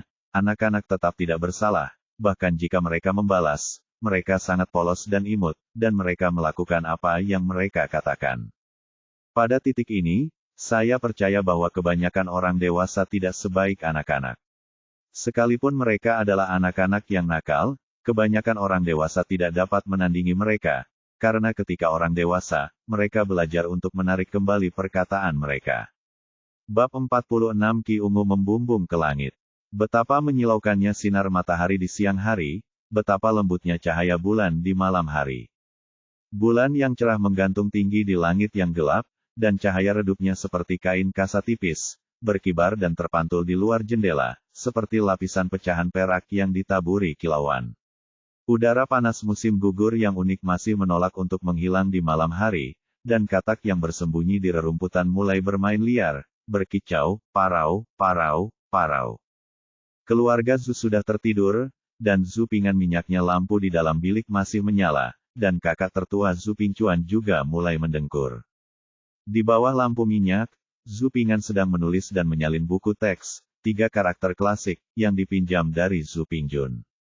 Membeli buku terlalu mahal, tapi menyalinnya bisa menghemat uang dan berlatih kaligrafi. Saya meminta ibu saya, Chen, untuk memotong kertas itu seukuran buku teks dan kemudian menjahitnya menjadi buku teks dengan jarum dan benang. Zhu Ping'an mulai menyalin sejak makan malam, dan dia selesai menulis ketika cahaya bulan bersinar terang. 3 karakter klasik adalah versi dinasti Song Selatan. Ini hanya mencakup dinasti Song Selatan dan tidak mencakup dinasti Ming dan Qing. Kaligrafi Zhu Ping'an tidak terlalu bagus, tapi sangat rapi. Tulisan tangannya berada pada level pemula, tapi masih jauh lebih baik dari anak-anak nakal di sekolah. 1 gigitan tidak akan membuatmu gemuk. Ayo salin esai 1000 karakter dan ratusan nama keluarga besok. Setelah membersihkan meja dan mematikan lampu minyak, Zhu Ping'an naik ke tempat tidur dan perlahan tertidur kesepian dan menyinari ruangan dengan cahaya perak dari jendela. Matahari terbit seperti biasa di pagi hari kedua. Harapan desa Siahe akan hujan kembali pupus, dan perjuangan desa untuk mendapatkan air menjadi semakin mendesak. Kamu bodoh, kamu sudah mendapat pelajaran, kenapa kamu masih menggembalakan sapi? Nyonya Chen terus memarahi Zhu Ping'an di depan pintu. Bibi tertua dan bibi keempat sedang tertawa-tawa di halaman dan menganggapnya sebagai lelucon ketika Zhu Ping'an mengatakan bahwa dia sedang belajar sambil menggembalakan sapi saat sarapan. Apa yang bisa dilakukan oleh anak bodoh yang tidak tahu bagaimana menikmati kebahagiaan jika dia tidak belajar? Zhu Ping'an memegang calo tua itu dan mendengarkan omelan Chen, dan tidak bisa menahan tawa. Melihat tatapan bodoh itu, bibi tertua dan bibi keempat semakin tertawa bahagia, namun karena kakek mereka juga ada di sana, mereka tidak tahan. Melihat Zhu Ping'an, dia hanya bisa tersenyum bodoh. Nyonya Chen dengan marah menepuk dahi Zhu Ping'an dengan jarinya. Zhu Ping'an mengusap keningnya dan berkata dengan sedih, "Bu, sakit. Saya bisa mengendarai calo tua itu ke sekolah. Sesampainya di sana, ikat ke pohon dan biarkan saja. Transportasi, yang setara dengan sekarang Anda memiliki mobil pribadi modern untuk antar jemput, dan Anda bisa mendapatkan persetujuan kakek Anda, mengapa tidak melakukannya?" Nyonya Chen sangat marah dan lucu ketika mendengar ini, jadi dia menepuk dahi Zhu Ping'an dengan jarinya dan berkata dengan marah, "Kamu hanya malas." Zhu Ping'an mengusap keningnya dan terkikik, lalu dia melanjutkan calo tua itu dan pergi bersama Zhu Pingjun. "Saudara Jun, apakah kamu ingin naik dan duduk sebentar?" Zhu Ping'an bertanya pada Zhu Pingjun sambil menunggangi calo tua itu. Zhu Pingjun menggelengkan kepalanya seperti mainan dan berkata berulang kali, "Tidak, ibuku berkata bahwa aku seorang sarjana dan tidak bisa menggembalakan sapi di ladang." Zhu Ping'an terdiam ladang untuk menggembalakan sapi. Dinasti Ming Kami Zhu Yuanzhang, kaisar pendiri dinasti tersebut, terlahir sebagai anak penggembala sapi, dan raja yang bijaksana dari semua dinasti memberikan contoh dengan meluangkan waktu untuk bermain-main dengan sebidang tanah untuk pertunjukan, secara halus, menyebutnya Kuan Konongsang. Mengapa bibi tertua mengatakan bahwa bertani adalah pekerjaan rendahan? Jika ayah dan paman ketiga saya tidak bertani, bagaimana paman tertua bisa belajar? Anak penggembala yang menunggangi lembu tidak sebahagia orang luar. Setelah berjalan menuruni lereng bukit, Zhu Ping'an turun dari punggung calo tua itu dan meminta Zhu Pingjun pergi ke sekolah terlebih dahulu dan mencari tempat dengan rumput hijau subur untuk mengikat calo tua itu. Saat Zhu Ping'an sedang mengikat calo tua itu, Lolita kecil yang licik menunggangi kuda merah kecilnya dan bersenang-senang lagi. Datang berlari, diikuti oleh pelayan kecil Huaer, yang masih sama seperti sebelumnya, memegang ujung roknya dan terengah-engah, memanggil wanita itu untuk memperlambat. Zhu Ping'an, apakah kamu belum mendapat pelajaran? Kenapa kamu masih menjadi penggembala sapi? Loli kecil yang jahat itu mengendalikan kuda merah kecil itu dan berlari ke arah Zhu Ping'an sambil bertanya dengan rasa ingin tahu. Menggembalakan ternak tidak akan mempengaruhi pendidikan saya. Zhu Ping'an mengikat calo tua itu dan berdiri untuk menjawab dengan tenang. Mendengar ini, Loli kecil yang licik itu tertawa terbahak-bahak. Bukankah itu masih anak penggembala sapi? Ada apa dengan anak penggembala sapi itu? Zhu Ping'an bertanya balik. Anak-anak penggembala sapi tidak punya masa depan. Ayahku berkata bahwa anak-anak penggembala sapi yang bertani semuanya miskin dan akan miskin seumur hidup mereka. Loli kecil yang licik berkata dengan nada meremehkan, orang yang menggembalakan sapi keluargaku miskin semua. Memang benar, pemuja uang yang cuek. Zhu Ping'an tidak mau memperhatikan Loli kecil pemuja uang ini sekarang. Dia hanya meliriknya, berbalik, membawa tas sekolahnya, dan berjalan menuju sekolah di lereng bukit dengan papan kayu hitam di bawah lengannya. Melihat Zhu Ping'an mengabaikannya, Li Su, seorang loli kecil yang licik, mau tidak mau mengerucutkan bibirnya dan bergumam, "Kamu masih ingin menghormati leluhurmu ketika kamu menggembalakan koboi. Mengapa kamu tidak bisa menggembalakan koboi dan memuliakan leluhurmu?" Zhu Ping'an berbalik dan ingin memberi pelajaran pada Lolita kecil pemuja uang ini, tetapi tanpa diduga, ketika dia mengatakan Guangzhong Yaosu, dia menemukan fenomena itu sudah terjadi 2 kali sebelum muncul lagi. Keberuntungan, saya justru melihat keberuntungan lagi. Terlebih lagi, pemandangan yang dilihatnya kali ini membuatnya tercengang. Dia menggerakkan bibirnya lama sebelum akhirnya mengucapkan kata terakhir. Sial, ini tidak ilmiah. Dalam pandangan Zhu Ping'an, Lolita kecil yang berperut gelap, sombong, dan pemuja emas memiliki energi ungu yang muncul dari atas kepalanya. Energi ungu datang dari timur dan sangat berharga sehingga pasti hanya ilusi. Mungkinkah Loli kecil berperut gelap ini adalah apakah mustahil bagi Loli untuk diberikan gelar Markis dan Perdana Menteri? Mungkinkah dia adalah selir dari calon pangeran atau cucu? Atau akankah dia menikah dengan keluarga pangeran, jenderal, atau perdana menteri? Tapi bagaimanapun juga, Loli kecil yang licik ini pastinya adalah orang yang beruntung. Tapi ini terlalu tidak ilmiah. Terlalu tidak ilmiah bagi seorang Lolita kecil yang jahat, pemuja uang, dan bahkan kejam untuk menjadi orang yang sangat beruntung. Pembantu roti kukus kecil Huaer memiliki pilar keberuntungan berwarna putih di kepalanya, yang sangat kontras dengan Lolita kecil berperut gelap dengan aura ungu di kepalanya. Meski keberuntungannya hanya bertahan beberapa detik, Zhu Ping'an menatap Loli kecil yang licik itu dalam diam untuk waktu yang lama. Hei, Zhu Ping'an, kenapa kamu selalu menatapku? Hah, aku cantik. Cantik sekali, tapi jangan seperti katak dan ingin makan daging angsa. Saya ingin menikah dengan sarjana nomor 1 dan menjadi istri dari sarjana nomor 1. Melihat Zhu Ping'an menatapnya dengan penuh perhatian, si kecil yang jahat Loli memiliki sepasang mata besar yang penuh rasa jijik, dan dia merasa minder. Zhu Ping'an yang sarkastik itu tergila-gila dan berbisa. Yah, memang benar, kamu tetaplah lolita kecil yang pemuja uang, sombong, jahat, dan berbisa. Ngomong-ngomong, kamu terlalu banyak berpikir. Aku tidak ingin lolita kecilmu yang pemuja uang, sombong, licik, dan berbisa. Lagi pula, kamu baru berusia 5 tahun. Ini terlalu dini. Kamu berbicara tentang menikahi sarjana nomor 1 sepanjang hari, dan kamu bahkan tidak tersipu malu. Itu sangat tidak ilmiah. Zhu Ping'an menggelengkan kepalanya, mengabaikan loli yang pemuja uang dan jahat ini, dan berbalik untuk berjalan ke sekolah. Di belakangnya terdengar raungan marah dari loli kecil yang licik, dan suara pelayan kecil Baozi berkata, "Maaf, Nona, maafkan saya, Nona." Pelayan itu marah dan menemukan kelemahan lain dari loli kecil yang jahat itu. Itu sangat tidak ilmiah. Bagaimana bisa lolita kecil dengan begitu banyak kekurangan bisa begitu ungu? Bab 47 Siumu. Saat berjalan ke sekolah, Zhu Ping'an memikirkan satu hal selain memikirkan tentang cara lolita kecil yang licik dan tidak ilmiah. Ini ketiga kalinya saya melihat keberuntungan, yang cukup membuktikan bahwa saya tidak berhalusinasi. Apakah ada kesamaan dengan 3 kali melihat keberuntungan ini? Saya tidak bisa begitu pasif. Kemampuan ini sudah tidak berguna.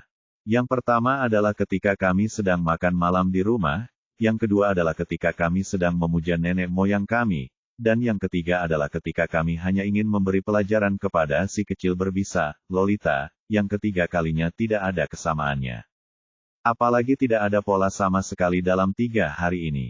Zhu Ping'an menggelengkan kepalanya dan menghela nafas. Tidak, mereka memiliki kesamaan. Zhu Ping'an tiba-tiba berhenti.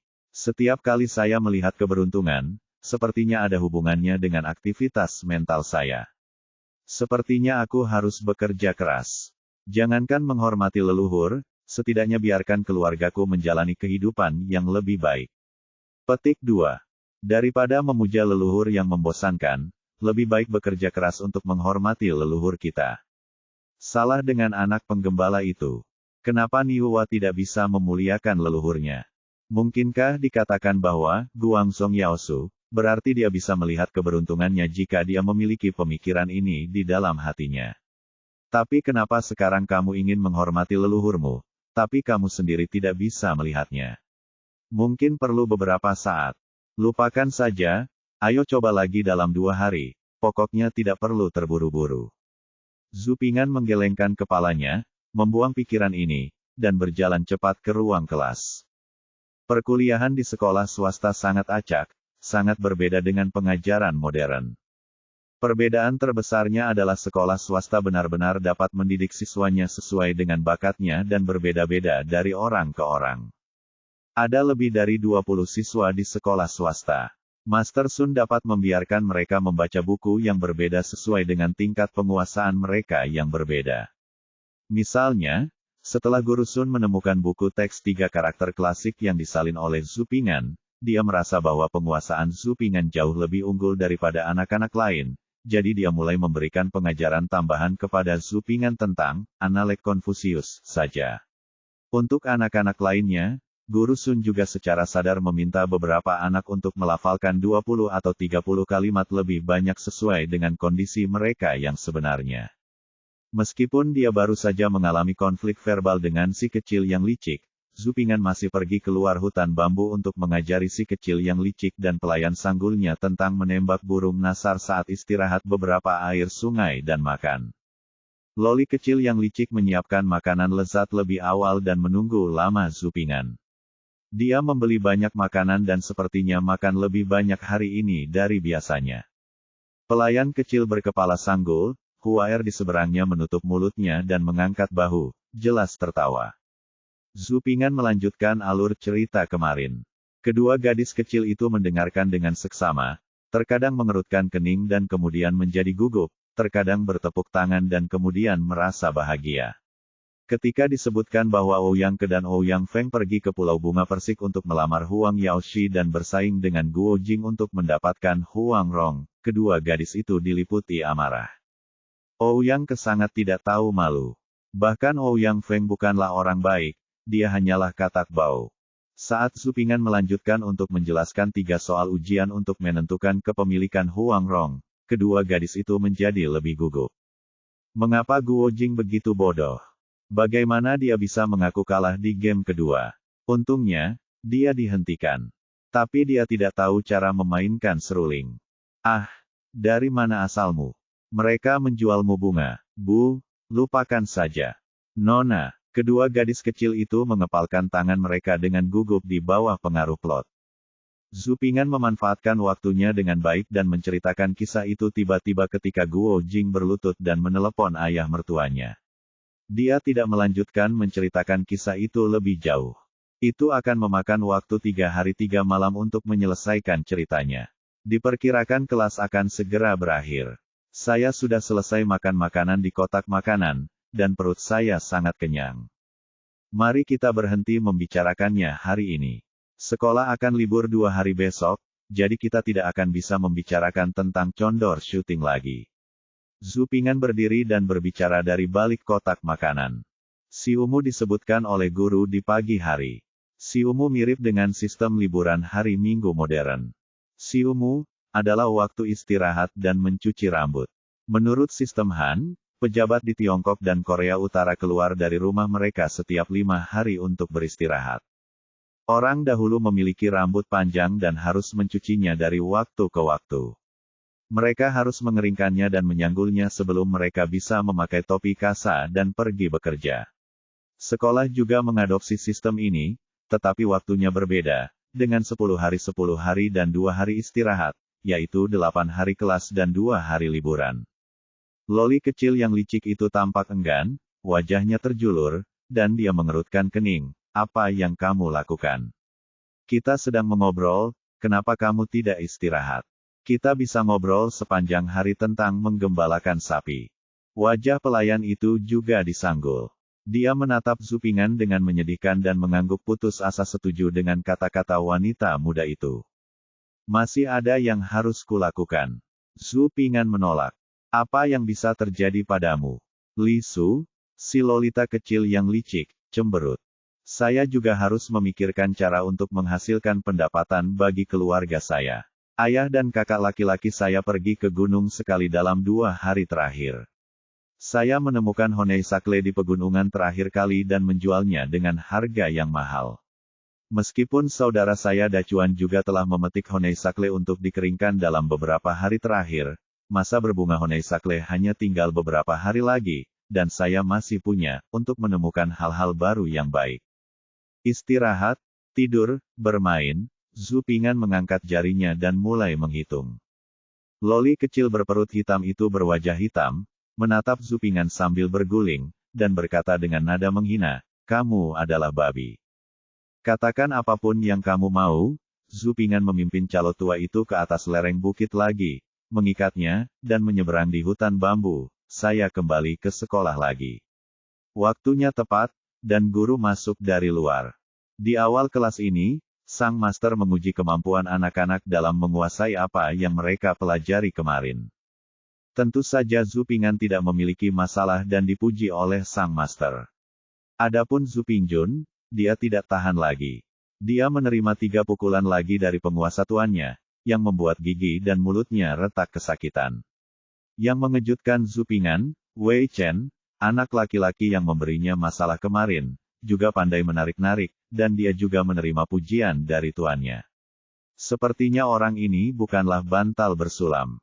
Setelah itu sama seperti biasanya, mengajar dan berlatih kaligrafi. Saat Zupingan berlatih kaligrafi, ia masih menggunakan papan kayu hitam yang dicelupkan ke dalam air untuk menulis, sehingga menghemat tinta dan kertas. Di penghujung hari sekolah, cendekiawan Tua Sun secara resmi mengumumkan kabar mandi 2 hari. Anak-anak nakal di bawah kelas begitu bersemangat hingga mereka seolah-olah bisa membuka atap. Ini seperti anak-anak modern yang menghabiskan akhir pekan mereka. Apa yang kamu ingin Siumu lakukan? Ayo memancing bersamaku. Li Xiaobao, seorang pria gemuk, datang dan bertanya. Zupingjun di sebelahnya mengangguk berulang kali dan berkata ya, sementara Zupingan menghindar dan berkata, mari kita lihat sebelum berbicara. Pria kecil gendut itu juga tidak peduli. Dia dan Zhu Pingjun mengobrol dengan penuh semangat tentang di mana lebih mudah menggali cacing tanah dan jenis pancing apa yang harus mereka gunakan. Anak-anak lain di sekolah juga berada dalam kelompok, mendiskusikan kemana harus bermain. Babak 48, Paman membawa gadis kembali dari studi wisata. Perjalanan tenang dan tidak ada anak nakal yang menimbulkan masalah. Zhu Pingan mengendarai calo tua dan Zhu Pingjun pulang dengan lancar. Sebelum saya sampai di rumah, saya melihat banyak orang di luar gerbang utama keluarga Zhu, berkerumun, menunjuk dan berbicara tentang halaman keluarga Zhu. Hati Zhu Pingan bergetar, sesuatu yang besar terjadi pada keluarga ini. Dia buru-buru mendesak Lao Niu untuk segera pulang, dan Zhu Pingjun mengikutinya dan masuk dari kerumunan. Halaman keluarga Zhu benar-benar berantakan, tangisan, makian, dan suara-suara berubah menjadi berantakan. Ibu Chen dan beberapa saudara ipar perempuan jarang berdiri di depan yang sama, menghibur bibi tertua yang menangis dan memarahi. Ada kilat di malam hari dan hujan ringan turun di langit. Dia berdiri di sana sendirian. Dia sangat kurus, seolah-olah embusan angin akan menerbangkannya. Pakaiannya sangat tipis, seolah-olah dia akan membeku kapan saja, matanya penuh kerinduan. Saya tahu bahwa saat ini, dia membutuhkan kehangatan. Jadi saya memberinya puluhan yuan untuk membeli beberapa pakaian, tetapi dia akan membalasnya. Wajahnya bisa dikatakan sedikit sikap mengkhawatirkan dunia dulu. Bah, inikah sebabnya kamu membawa pulang sepatumu setelah kamu merusaknya di luar? Bibi tertua meludah sambil menangis dan memarahinya, ingin naik dan menggigit sepotong daging pamanku. Setelah mendengar penjelasan pamannya, Zhu Pingan hanya memikirkan 4 kata di benaknya, sungguh paman yang hebat. Terlalu tidak tahu malu. Hujannya deras. Sudah lebih dari sebulan tidak turun hujan. Aku butuh kehangatan di malam hari. Mendengar hal ini, kakek saya dengan marah mengejar pamannya ke seluruh halaman dengan tongkat. Nenek saya menghentikannya, takut kakek saya akan memukul pamannya dengan tongkat besar. Pamannya sekarang tidak memiliki keilmuan sama sekali, dan rambutnya acak-acakan, mungkin karena dia pernah dicakar oleh bibinya sebelumnya. Dia menutupi kepalanya seperti tikus yang tenggelam dan berlari keliling halaman, takut wajahnya akan dirusak olehnya tongkat besar ayah tua. Hei, mohon bersikap lembut, Pak Tua. Jangan hancurkan lelaki tua kami. Berdiri di sudut halaman adalah seorang wanita muda dengan jari-jari anggrek dan menjilati biji melon. Dia tampak seperti gadis biasa-biasa saja yang hanya tahu caranya untuk berdandan. Ada udara berangin di antara alisnya dan pakaiannya terlalu kotor. Dia sangat cantik, tapi dia sedikit lebih terbuka dari wanita biasa, dan suaranya juga sok bukanlah wanita yang serius. Nah, Zhu Pingan hampir memahami hubungan itu. Pamannya pergi ke daerah hanya selama 2 hari dan membawa seorang wanita kembali. Bukankah kamu mengatakan bahwa kamu sedang dalam studi wisata dengan teman-teman? Mengapa kamu membawa kembali seorang wanita yang jelas-jelas tidak bermoral? Selain itu, dari mana Anda mendapatkan uangnya? Bahkan $2 saja tidak cukup. Bah, dasar pelacur tak tahu malu, siapa pamanmu? Dia laki-lakiku. Bibi tertua begitu terstimulasi oleh wanita ini sehingga dia bahkan mengesampingkan kepura-puraannya yang biasa dan transparan memuntahkan seteguk dahak kental pada wanita itu, lalu mulai mengutuknya. Wanita itu juga bukan orang yang periang. Setelah diludahi oleh bibi tertuanya, dia menerjang ke depan sambil mengaum dan ingin bertarung dengannya. Kali ini, peran kakak ipar terlihat. Ibu Chen, bibi keempat, dan bibi ketiga semuanya meninggalkan kecurigaan mereka sebelumnya dan pergi membantu bibi tertua mencakar gadis itu. Gadis berkaki hitam. Setelah beberapa saat, gadis itu dipukuli oleh bibi tertuanya, beberapa dari mereka didorong ke tanah dan dicakar, pakaiannya berantakan, rambutnya mati rasa, dan keadaannya mengenaskan. Zhu Souren, apa yang kamu katakan ketika kamu datang? Kamu masih bukan laki-laki. Wanita itu mencakar dan meneriaki paman yang berlarian seperti kelinci. Tidak membantu, pamannya sendiri masih seorang budak lumpur yang menyeberangi sungai dan dia tidak bisa menyelamatkan dirinya sendiri. Zhu Pingan dan Zhu Pingjun dikejutkan oleh pemandangan ini segera setelah mereka memasuki halaman, dan tidak dapat pulih untuk waktu yang lama. Kakek yang di sana juga memanfaatkan kesempatan itu untuk memukul pamannya dengan 2 tongkat, mengasihani nenek dan menangis ke langit dan bumi. Ayah, ayah, dengarkan aku.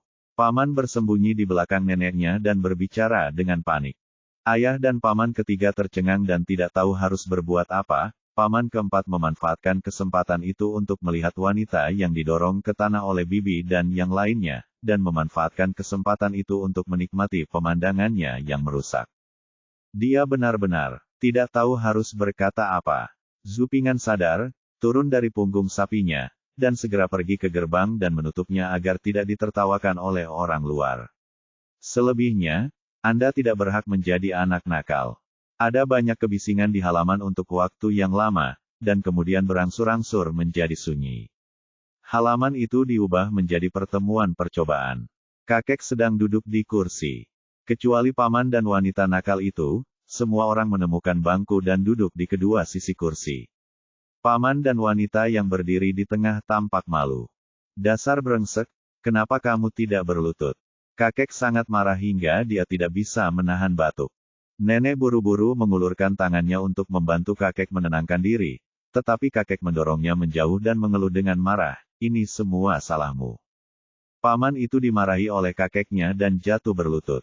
Ayah, dengarkan aku, ini bukan ide anakku. Paman bersikeras untuk menjelaskan. Itu bukan idemu, kamu yang memimpin keluarga. Mendengar ini, sang kakek dengan marah melemparkan batang pipa besar di tangannya ke arah pamannya. Paman itu menghindar dengan mata tajam, dan batang pipa besar itu jatuh ke tanah, memercikkan semburan lumpur. Jika pamannya tidak melarikan diri, dia pasti akan dipukuli. Ketika kakek melihat pamannya melarikan diri, dia menjadi semakin marah, dan jari-jarinya gemetar karena marah. Katakan padaku, apa yang kamu katakan ketika kamu meminta istrimu untuk meminta uang kepada ibumu? Study tour, ini dia bagaimana kamu belajar tur. Saya tidak tahu apakah itu karena dia tersipu karena malu atau karena dia sangat lelah karena berlari tadi. Singkatnya, wajahnya merah dan dia berpegangan dan berkata, ayah, saya tidak tahu. Aku juga tidak mau. Aku pergi ke kabupaten untuk belajar dengan rekan-rekanku, tapi aku tidak menyangka. Setelah berdiskusi ilmu bersama, dia sangat mengagumi ilmu putranya dan mengajakku minum di rumah mereka sedang hujan rintik-rintik saat itu, dan Juaner sedang menunggu di luar pintu dengan pakaian tipis. Putranya tidak tega memberikan uangnya untuk membeli pakaian agar tidak kedinginan, siapa sangka dia bersedia memberi hidupnya. Ketika teman putranya melihat bahwa putranya sendirian dan tidak ada yang merawatnya, dia memberikan Juaner kepada putranya secara gratis. Dia mengatakan bahwa putranya tidak memperlakukannya sebagai teman tidak menerimanya, dia akan memutuskan hubungannya dengan putranya. Dia tidak akan memberitahu putranya poin-poin ujian yang telah diberitahukan oleh mentornya. Kepadanya kata-kata itu hanya ada 2 arti, saya tidak membeli wanita ini dengan uang. Tetapi teman saya mengagumi pengetahuan saya dan bersikeras memberikannya kepada saya secara gratis. Ini terlalu membingungkan, Zupingan benar-benar tidak bisa berkata-kata, siapa kamu? Seseorang memberimu gadis cantik secara cuma-cuma, tapi kamu tidak bisa mengabaikannya dengan segala cara. Ketika pamannya mengatakan ini, Zupingan dengan jelas melihat ejekan di sudut mulut wanita itu.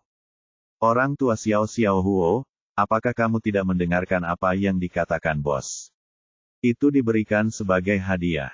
Tidak bisakah kita mengembalikannya kepada mereka? Nenek berbicara mewakili paman di samping. Bibi keempat berkata dengan lembut, karena itu diberikan kepadaku secara gratis, di manakah uang yang dibawa oleh kakak laki-laki itu ketika dia pergi? Ibu Chen memberikan tatapan terima kasih kepada bibi keempat. Tentu saja kami punya uang, kata pamannya tanpa percaya diri. Di mana uangnya? Bibi keempat memegang erat-erat. Paman itu mengulurkan tangan dan mengambil segenggam uang dari lengan bajunya dan menaruhnya di tangan nenek. Ya, totalnya kurang dari 10 sen. Kemarahan sang kakek belum mereda, namun kini menjadi semakin marah. Mau tak mau ia kembali mengambil tongkat itu di kakinya berteriak, kamu bajingan, kenapa kamu tidak marah? Tolong jelaskan. Nak, Anakku dan rekan-rekannya di daerah mentraktir mentornya makan, yang harganya mahal, paman itu tergagap dalam penjelasannya. Kakak tertuanya, itu 2 tael perak, cukup untuk memberi makan keluarga kami selama setengah tahun, dan itu hanya 1 kali makan. Namun alih-alih menghukum pamannya, sang nenek malah menatap tajam ke arah bibi keempat dan Nyonya Chen dan menyuruh mereka untuk tidak berbicara omong kosong. Bab 49 IQ adalah sebuah kekurangan.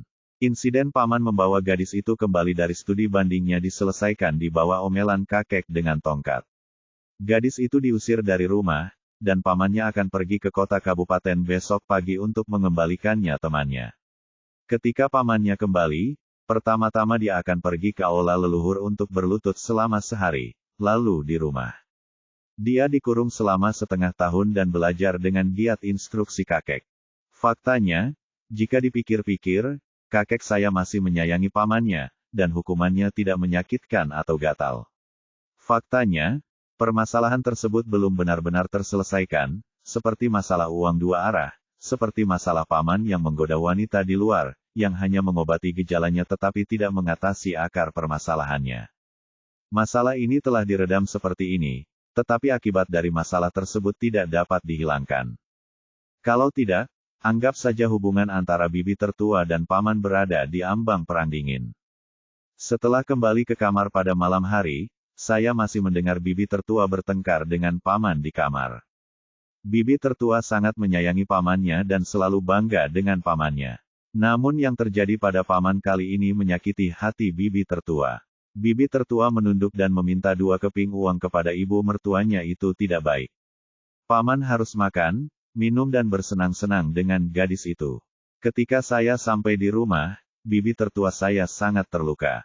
Tidak peduli seberapa keras paman tertua saya mencoba menjelaskan, dia tidak dapat melakukannya, dan dia hanya ingin membuat masalah. Namun tidak lama setelah semua orang tertidur, mereka mendengar Zhu Pingjun berlari ke halaman sambil menangis dan berteriak, "Pukul saja saya sampai mati." "Ayah, mari kita lihat ada apa."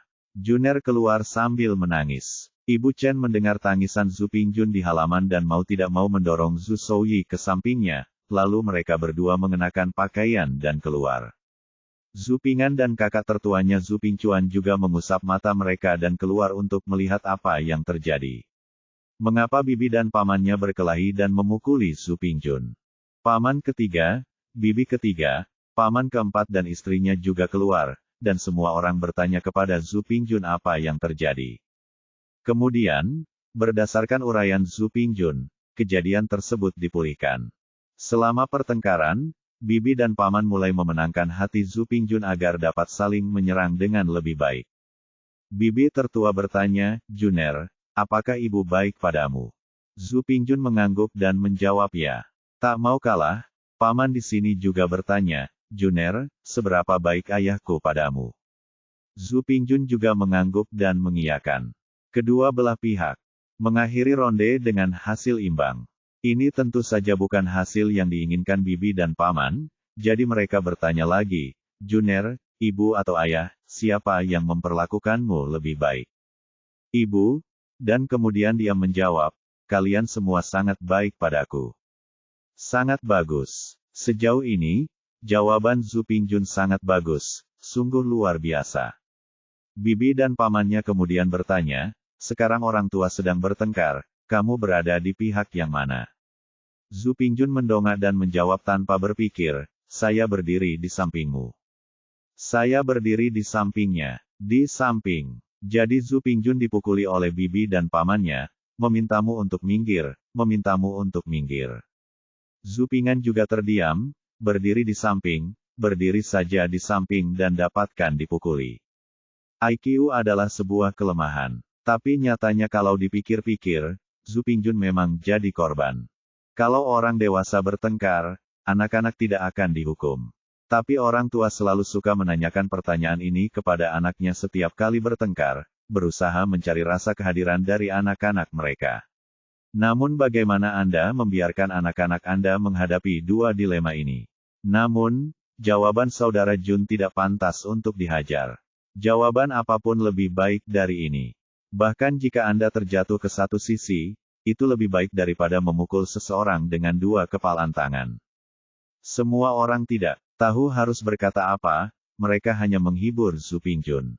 Ibu Chen meminta Zhu Pingjun untuk menemani Zhu Ping'an dan kakak laki-lakinya, dan masuk ke dalam kamar untuk bertahan hidup selama 1 malam, dan kemudian semua orang bubar. Karena perintah ibunya tidak dapat dilanggar, Zhu Ping'an dan kakak laki-laki tertuanya tidak punya pilihan selain membawa Zhu Pingjun kembali ke kamar untuk minum. Saya harus mengatakan bahwa Zhu Pingjun benar-benar perwakilan dari kelas yang tidak disengaja. Dia menangis ketika dia masuk. Dia mulai mendengkur dalam waktu 2 menit setelah berbaring di tempat tidur. Dia tidak menganggap serius kejadian hari ini. Selama orang tuanya bersama tetaplah di sisimu dan biarkan dia pergi jika kamu bertengkar atau apapun. Lambat laun, Zhu Pingchuan pun tertidur, dan hanya Zhu Ping'an yang terus bertarung sendirian. Zhu Ping'an duduk di depan meja dan terus menyalin buku pelajaran. Kali ini saya menyalin esai 1000 karakter, yang berisi banyak kata. Saya tidak berpikir untuk menyalin semuanya dalam 1 malam, jadi saya berencana menyalinnya dalam 2 bagian. Semakin banyak dia menyalin, semakin Zhu Ping'an merasa bahwa hubungan antara dirinya dan kuas semakin tinggi. Kuas itu seolah-olah menjadi bagian dari tubuhnya di tangannya terintegrasi ke tangannya, seperti menggunakan jari dan lengan. Rasanya Anda telah mengumpulkan cukup poin pengalaman dari membunuh monster hingga naik level.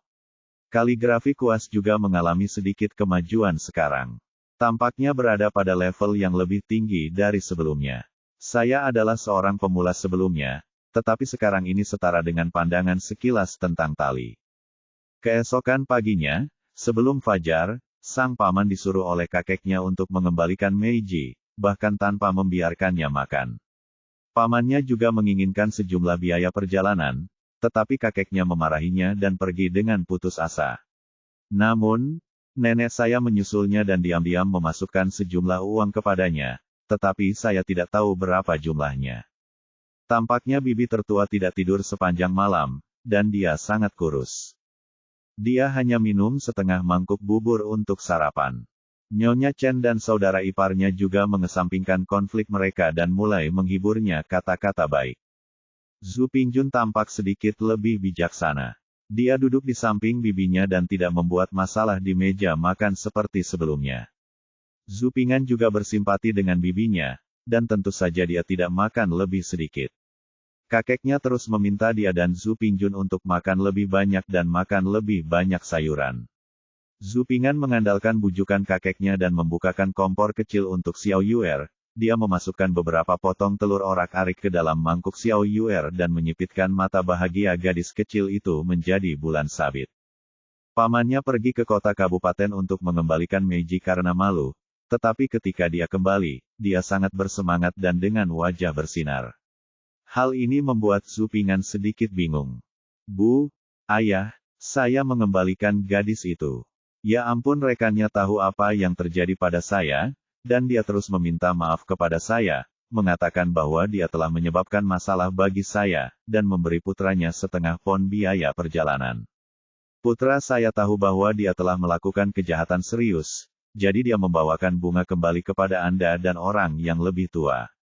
Nenek saya sangat senang dan berulang kali mengatakan kepada kakek saya bahwa dia dapat memperbaiki kesalahannya dan bahwa bosnya tetaplah anak yang baik, tetapi dia telah ditipu. Ketika sang kakek melihat putra sulungnya telah kembali dari tersesat, amarahnya sedikit mereda, namun amarahnya masih besar, dan hukuman yang dijatuhkannya kepada pamannya tidak berkurang sedikit pun. Mengenai hukuman tersebut, sang paman dengan senang hati menerimanya, mengatakan bahwa dia melakukan kesalahan besar dan harus menerima hukuman tersebut di masa depan. Dia harus berubah pikiran dan menjadi orang baik serta belajar ilmu bernama keluarga Lao Zhu dan leluhurnya. Sebelum pergi, sang paman menarik bibi tertua ke dalam kamar dan berkata bahwa dia meminta maaf. Dia diam-diam memberikan $100.000 kepada bibi tertua di kamar tersebut. Dia mengatakan itu adalah hadiah dari seorang teman. Dia sangat cantik dan berbudi luhur, jadi dia harus membeli pemerah pipi dan guas. Di bawah kata-kata manis paman dan uang setengah pon, kemarahan bibi tertua juga hilang banyak. Ketika paman pergi ke aula leluhur untuk bertobat di depan tembok, dia telah memadamkan sebagian besar kemarahan dalam keluarga, dan sisanya hanya masalah waktu. Dalam hal ini, Zhu Ping'an harus mengagumi keterampilan pamannya. Dia tidak menjadi bodoh setelah membaca 4 buku dan 5 klasik esai di dinasti Ming, tidak membatasi pemikiran sebanyak di dinasti Qing, atau karena paman adalah kasus khusus dan para sarjana di dekatnya juga saya tidak dapat menemukan perbandingan apapun, jadi saya hanya dapat menarik kesimpulan setelah saya meninggalkan desa. Bab 50 Merpati mengambil alih sarang burung murai. Pekerjaan sang paman menghabiskan banyak biaya, dan neneknya mendesak ayahnya untuk naik gunung lagi untuk mencari nafkah bagi keluarga. Zhu Ping'an juga berteriak untuk mengikuti karena dia terakhir kali berada di sana, jadi ketika dia memperjuangkan tempat Chen kali ini, rintangan yang dia temui tidak terlalu besar. Setelah mengganggu beberapa saat, Chen mengangguk setuju. Nyonya Chen langsung setuju, juga karena kakeknya telah menyerahkan banyak rumah pribadi ketika dia kembali dari pegunungan terakhir kali. Saya membawa ransel kecil saya, mengganti sepatu bersol tebal, dan mengganti pakaian linen dan tambal sulam. Saya tidak merasa sedih jika tergores di pegunungan. Zhu Ping'an, suara anak kecil yang jernih dan merdu terdengar dari luar gerbang rumah Zhu, seperti burung yang terbang ke halaman, suaranya begitu merdu hingga bisa membuat seseorang mual sampai mati. Tapi wajah Zhu Ping'an menjadi gelap ketika dia mendengar suara ini. Kecuali paman yang sedang berlutut di aula leluhur dan merenung, semua anggota keluarga menjadi penasaran ketika mendengar suara kekanak-kanakan yang jelas dan manis ini. Semua orang tidak kecewa. Pintu dibuka oleh seorang pelayan kecil dengan roti kukus, dan seorang gadis kecil lucu yang menunggangi kuda merah kecil masuk. Tangan kecilnya yang memegang kendali seterang batu giok, memantulkan ombak hijau, dan mereka tampak transparan. Sekilas, dia terlihat seperti anak dari keluarga kaya. Zhu Ping'an merasa kepalanya agak besar. Akeong, kenapa loli kecil yang licik ini ada di sini, dan gadis ini sepertinya orang yang berbeda, dia pasti sedang merencanakan sesuatu. Loli kecil berperut hitam mengenakan pakaian baru hari ini dan mengenakan sanggul kuda poni lucu dengan jumbai di atasnya. Saat dia berbicara, jumbainya bergoyang. Wajah oval gendut bayinya memiliki sepasang mata gelap dengan cahaya yang licik, dan bibir tipis berwarna merah muda di bawah pangkal hidungnya yang tinggi sedikit ke atas. Dia tersenyum manis, memperlihatkan sepasang lesung pipit berwarna merah mawar, yang seluruhnya pergi. Dia dulunya cantik dan imut, seperti loli kecil yang lucu dan bijaksana di sebelah. Halo kakek nenek, paman dan bibi. Saya Lisu dari keluarga Laoli di desa Sanghe. Anda bisa memanggil saya Suer. Saya di sini untuk bermain dengan Zhu Ping'an semanis madu. Dia terlihat sangat sehat berperilaku dan berakal sehat. Huaer, pelayan kecil berkepala sanggul yang mengikuti di sampingnya, juga menyerahkan kue dan hadiah lain yang dibawanya kepada neneknya sambil mengedipkan mata. Nenek, ayah memintaku untuk membawakan ini untukmu untuk dicoba. Terima saja. Kalau tidak ayah akan memarahiku karena tidak tahu apa-apa saat aku kembali. Lisu berkata dengan manis, bahkan memberi alasan pada keluarga Zhu untuk menerima hadiah itu. Baiklah. Nak, kamu datang ke sini untuk bermain. Kenapa kamu tidak membawa yang lain? Nenek dengan senang hati menerima hadiah itu dan mengeluh dengan nada sangat puas. Ah, gadis kecil ini cantik sekali.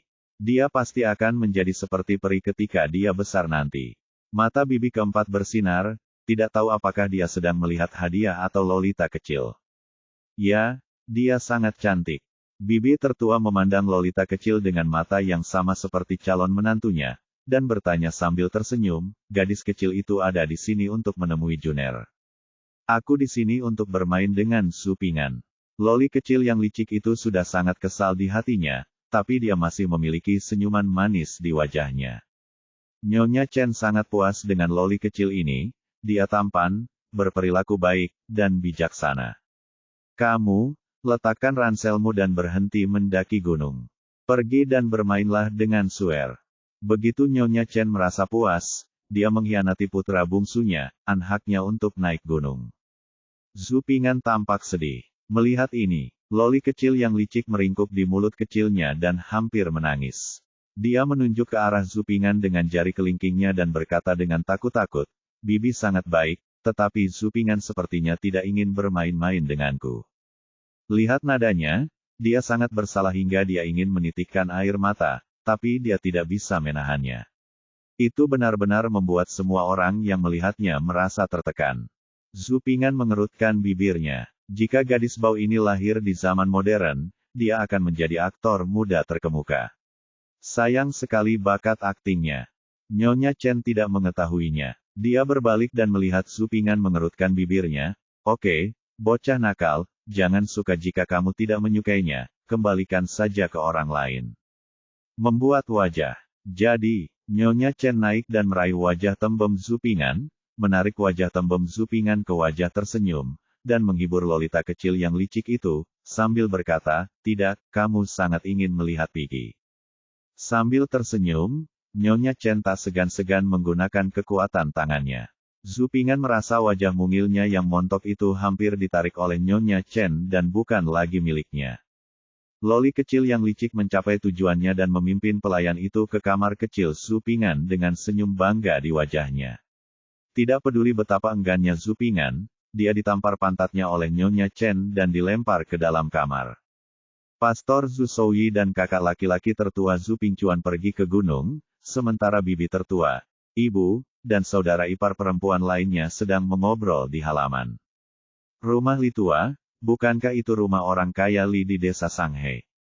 "Oh, aku pernah mendengar sebelumnya bahwa orang kaya Li menyayangi gadis kecil mereka. Kamu punya pakaian.